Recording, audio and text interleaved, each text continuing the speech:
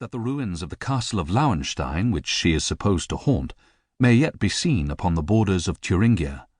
The Water King, from the 3rd to the 12th stanza, is the fragment of an original Danish ballad, and Belerma and Durandate is translated from some stanzas to be found in a collection of old Spanish poetry, which contains also the popular song of Gayferos and Melisindra, mentioned in Don Quixote.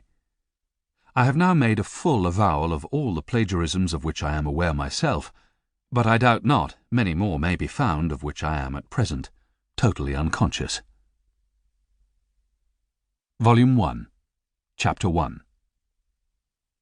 Lord Angelo is precise, stands at a guard with envy, scarce confesses that his blood flows, or that his appetite is more to bread than stone.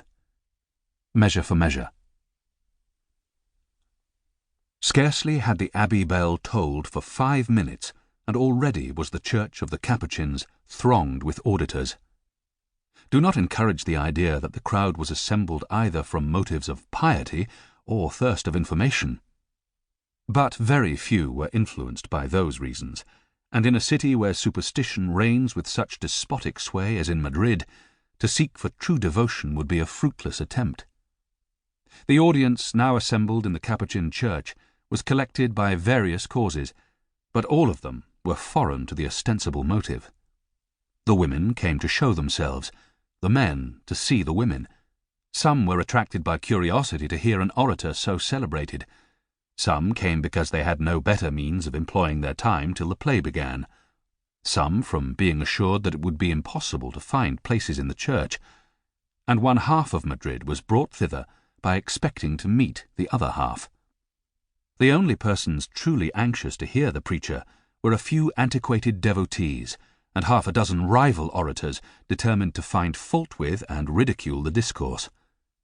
As to the remainder of the audience, the sermon might have been omitted altogether, certainly without their being disappointed, and very probably without their perceiving the omission. Whatever was the occasion, it is at least certain that the Capuchin church had never witnessed a more numerous assembly. Every corner was filled, every seat was occupied.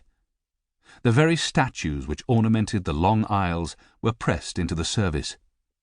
Boys suspended themselves upon the wings of cherubims.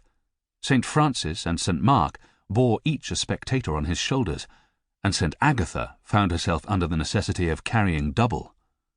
The consequence was that, in spite of all their hurry and expedition, our 2 newcomers, on entering the church, looked round in vain for places. However, the old woman continued to move forwards.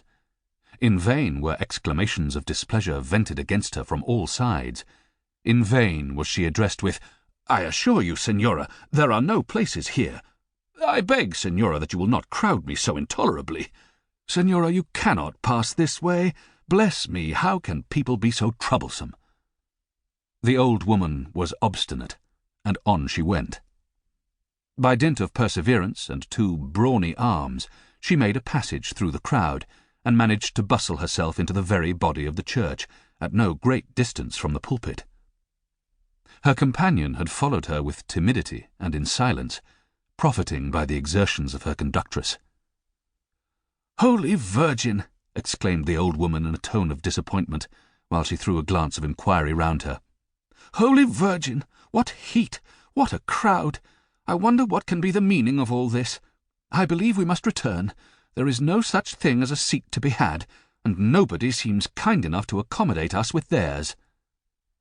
This broad hint attracted the notice of 2 cavaliers who occupied stools on the right hand and were leaning their backs against the 7th column from the pulpit. Both were young and richly habited.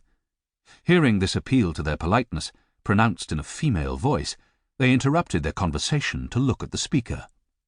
She had thrown up her veil in order to take a clearer look round the cathedral. Her hair was red, and she squinted. The cavaliers turned round and renewed their conversation.